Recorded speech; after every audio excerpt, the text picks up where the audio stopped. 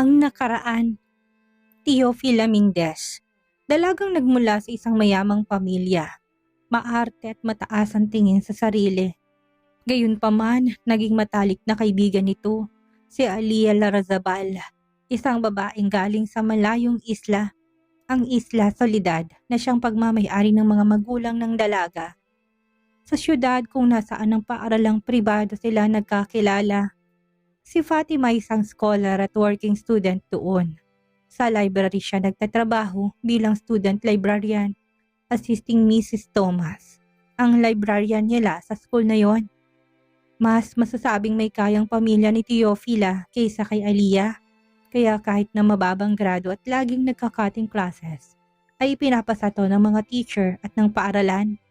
Malaki kasi ang tulong ng pamilya nito sa paaralang iyon, kaya hinayaan ng mga to ang hindi makatarungang pag-uugali nito. Nagbago lamang si Teofila na maging mas close ito kay Alia. Si Alia na bagong salta sa syudad at walang masyadong kaalam-alam sa buhay doon.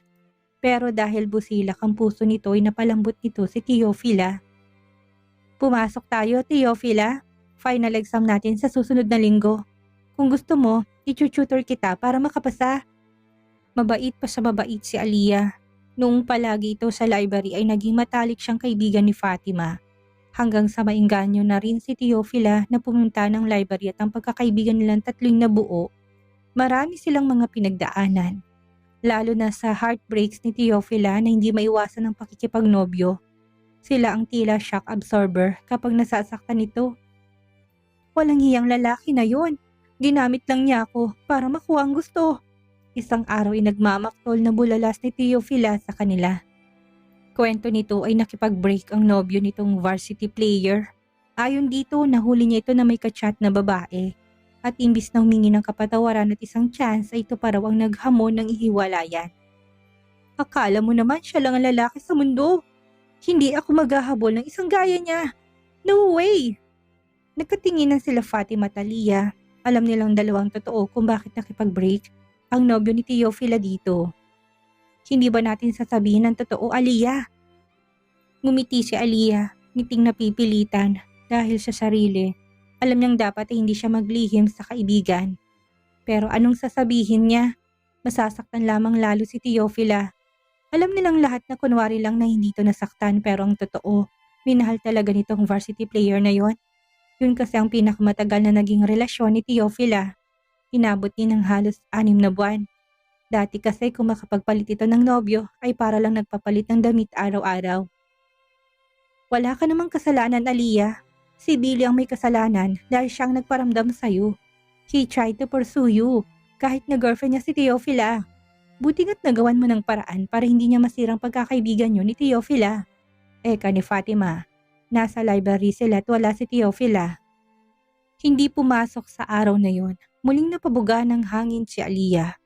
Napangalumbaba habang napatingin sa labas. Nasa gilid sila, malapit sa bintana. Imbis na magbasa ay pinoproblema niya ngayon ang kaibigan. Bakit ganun ng mga lalaki, Fatima? Alam nang may nobya ay nagagawa pang lumandi sa iba. Hindi mo naman masisisi ang ibang lalaki, Alia. Maganda ka? Eka naman ni Fatima. Hindi lang naman isang beses nangyari ng gustong lalaki ni Teofila ay si Alia ang nagugustuhan. Di hamak na mas maganda si Alia kaysa kay Teofila. Idagdag pang napaka-inosente ni Alia. Parang anghel na inihulog sa lupa. Kabaliktaran nito si Teofila. Nakokonsensya ako, Fatima. Ramdam kong mahal na mahal ni Teofila si Billy. Pero anong magagawa ko? Hindi ko gustong mapunta si Teofila sa lalaki manloloko. Alia always thinks the best for Teofila. Isang bagay na alam ni Fatima na magiging kahinaan ng kaibigan. She treasures the friendship more than anything else. Maging kaligayahan nito. They were third year college when they started going to a convent. May tinulungan si Alia ni isang madre noon at doon nagsimulang pagtulong-tulong ni Alia. Lalo na't hindi basta-basta yun na kumbento. Takbuhan yun ng mga nangangailangan ng tulong, lalo ng mga babaeng nabuntis at walang mapupuntahan. Minsan ay iniiwan na rin doon ng mga anak ng mga to. At nagpapatuloy sa buhay na parang walang iniwan na anak. Bumabiyahe pa sila ni Alia para mapunta ng kumbento dahil nasa dulo yun ng isang liblib na bayan. Friday ng gabi ay umalis na sila at nananatili doon ng 2 araw. Linggo ng gabi ay babiyahe silang muli para makauwi sa kanilang boarding house na pawang sa mga babae lamang. Imbis na umuwi sa isla, ay mas gugustuhin kong tumulong dito, Fatima. Dumadalaw naman sila ama't ina sa akin kada 1 buwan. Yun ang laging sagot ni Aliyah kapag tinatanong niya ito kung bakit hindi ito umuwi gaya ng dati. Ikaw, baka mas maiging magpahinga ka kaysa ang samahan ako lagi. Umiling si Fatima. Alam ni Aliyah na uli lang lubos na siya at sarili na lang ang iginagapang sa lahat. Okay lang, Aliyah. Parang day off ko na rin ito sa walang humpay na pag-aaral at trabaho sa school. Hinawakan ni Aliyah ang mga kamay niya. Sana kahit 1 beses lang ay maisama natin si Teofila dito. Aniya, she doubts it. Pero makapangyarihan ang panalangin ni Aliyah. Nakarating sila sa safe haven. Ang mga namamahala doon ay non-Catholic nuns. Ibig sabihin ay mga madre sila ng ibang relihiyon. Noon ay nagtataka si Fatima kung bakit hinahayaan ng mga madre na iwanan ng mga sanggol ng kani-kanilang mga ina. Labag yun sa batas ng Diyos para sa kanya. Narito lamang sila para tumulong, Fatima. Hindi naman sila nagkulang ipagdasal at paalalahanan sila para magbagong kanilang mga isip. Pero nasa mga ina pa rin ang desisyon kung kukupkupin nilang kanilang mga anak o hindi. Hindi natin sila masisisi kung pipiliin nilang iwanan ang kanilang mga anak. May mga dahilan na hindi natin alam, Fatima. Napakalawak ng pangunawa ni Aliyah. Yun ang laging nasa isip ni Fatima. Malawak ng pag-intindi niya pero may mga bagay pa rin siyang kino-question. Mga bagay na hindi niya iniintindi ng mabuti. Teofila started to go with them when they were 4th year college. Hindi na siya nagulat dahil manifestation yun ni Aliyah.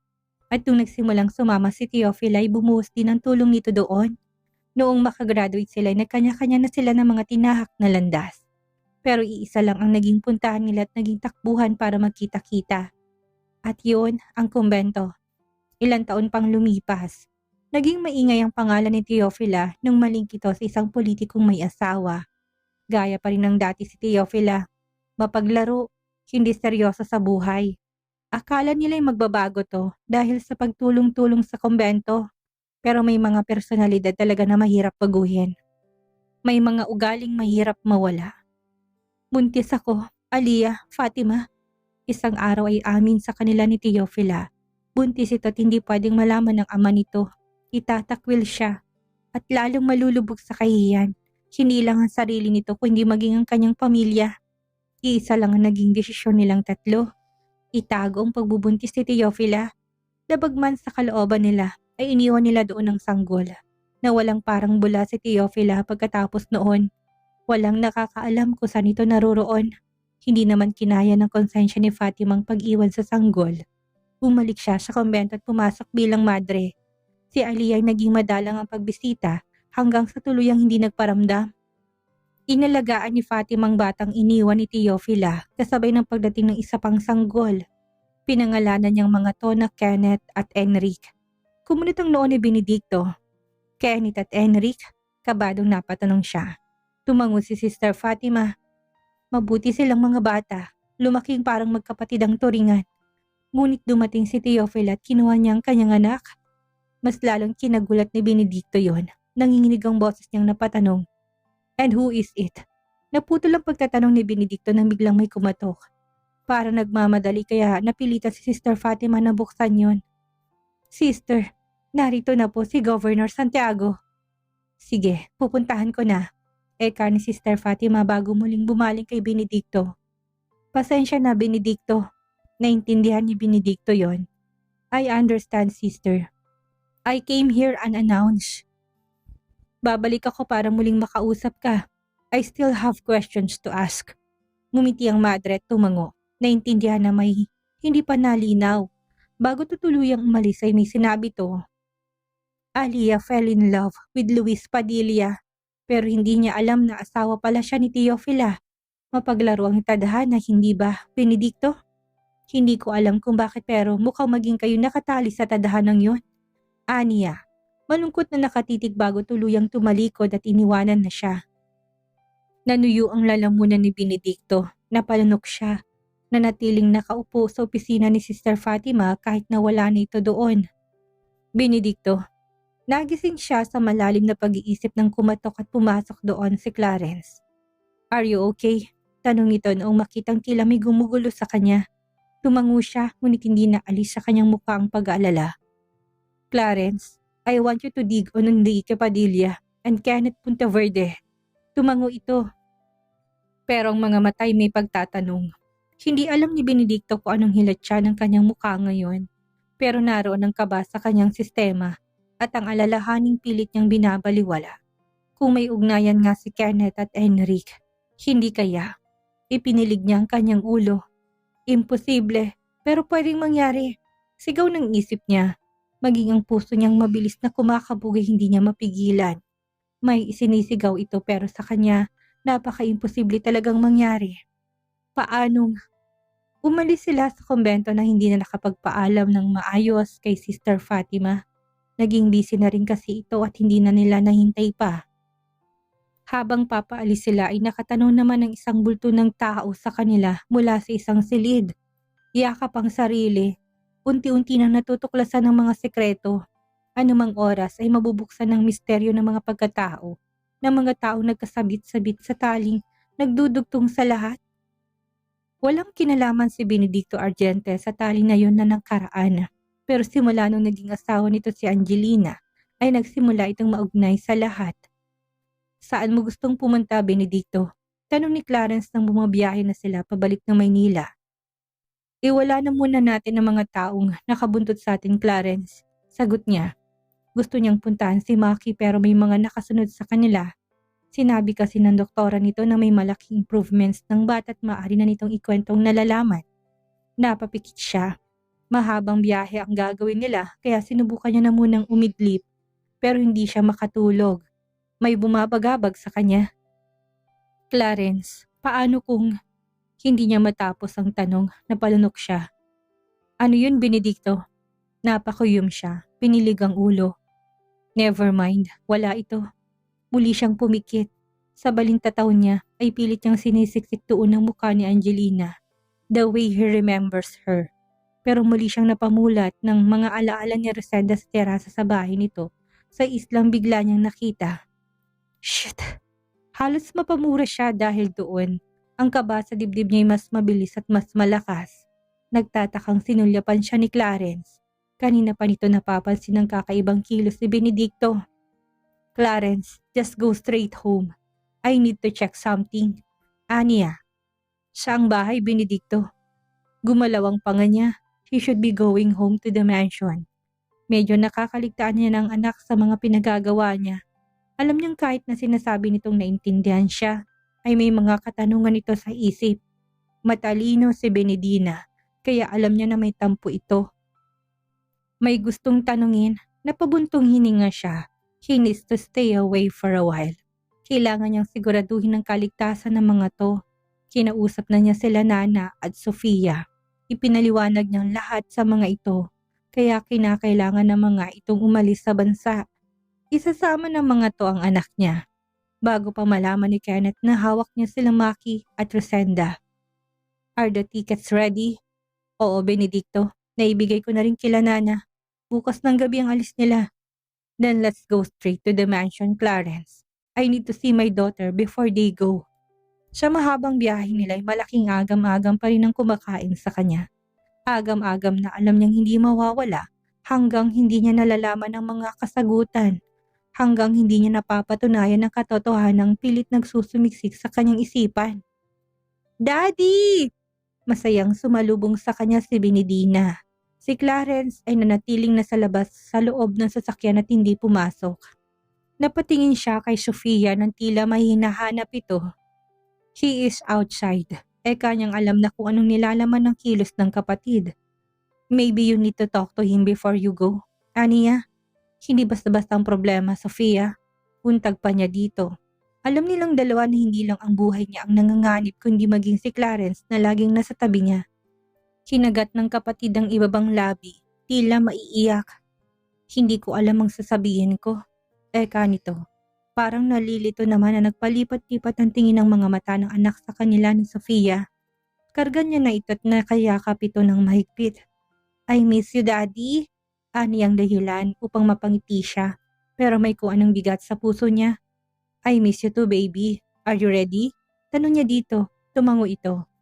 Are you coming with us? Umiling siyang ikinalungkot nitong bigla. Akala ng anak ay magbabakasyon lamang ang mga to, pero ang totoo, hindi niya alam kung hanggang kailan niya pananatilihin ang mga ito sa US. Pero susunod ako. Daddy has work to do. Then when you are coming, after 1 day, 2, pinilit niyang maging masaya sa harap ng anak. Ginulo niyang buhok nito. It will be a surprise. Aniya, dahilan upang ma-excite ito. Napatingin siya kay Sofia na hindi pa rin tumitinag. Nang biglang bumaba si Ethan at patakbong lumabas. Ethan! Tawag ni Sofia sa anak pero hindi siya nito pinansin. Nagtataka niyang sinundan ng tingin si Ethan. Si Sofia ay napasunod dito. Lynn, take Benedina to her room. Kausapin ko lang si Ethan. Baby, I'll be in your room before you go to bed, okay? Pagkatapos kuhanin ni Lynn si Benedina ay pinuntahan niyang dalawa. Alam na niya kung saan nagtungo si Ethan. Tito Clarence, I don't want to go with them. I just want to stay here. Can I just stay with you, please? Rinig niyang pakiusap ni Ethan kay Clarence. Nasa labas na ito ngayon ng sasakyan at nakayakap si Ethan dito. Si Sofia naman ay tila na itulos sa kinatatayuan. Medyo hindi kalayuan sa dalawa. Tito Clarence, may sarili ng desisyon si Ethan. Hindi na parang batang nadidiktahan. Hindi na rin ito katulad ng dati na nakikinig sa kanila. Alam nilang tatlo na nagre-rebelde ito sa ina. Ethan, I don't care what the two of you up to. I just don't want to leave. I want to stay here. Pamimilit ni Ethan nang subukang kausapin ito ni Clarence. Tumingin si Clarence kay Sofia bago sa kanya.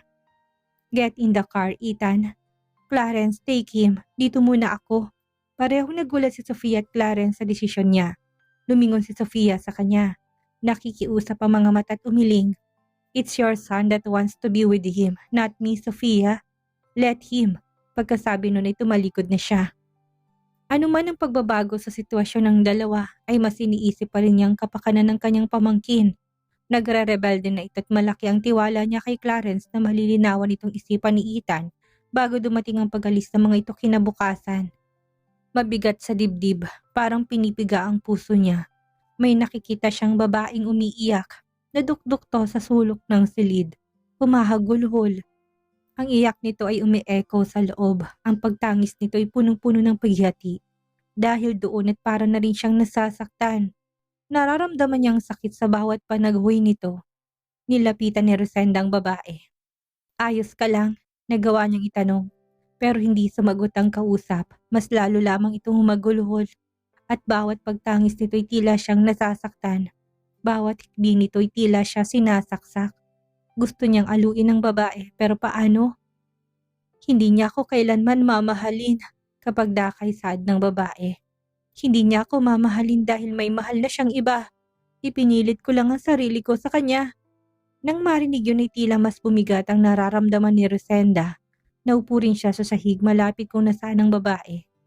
Malay mo naman, minahal ka na pala niya. Aniya. Napansin niyang paggalaw ng ulo nito na para bang umiiling. Matigas ang kanyang puso. Hindi ko kayang tunawin. Hindi niya ako mamahalin. Napalunok si Rosenda. Bakit habang nagsasalitang babae parang pinipiga ang puso niya? Masakit. Paano ko tuturuan ang puso kong kalimutan siya? Huwag na siyang mahalin pa.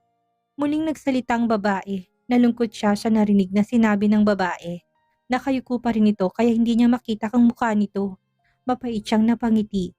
Kung pagod ka na, palayain mong puso mo. Maybe it is for the better. Payo niya. Hindi niya kilalang babae pero pakiramdam niya pareho silang nakakulong. Ito sa pag-ibig na hindi masuklian. Siya sa pag-ibig na nakakasakal. Magkaiba man, alam niya ang tanging paraan para hindi na masaktan na yung lumaya.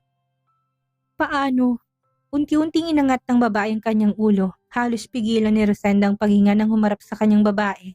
Nang magtagpo ang kanilang mga mata ay para siyang natuklaw ng ahas na hindi nakagalaw. Dahil ang babaeng kaharap niya ay parang refleksyon niya lang sa salamin. Kamukang kamukha niya ito. Ang kaibahan lamang ay napupuno ng kalungkutan ng mga mata nito. Halos walang buhay. walang katiting na liwanag ng kaligayahan. Paano, Rosenda?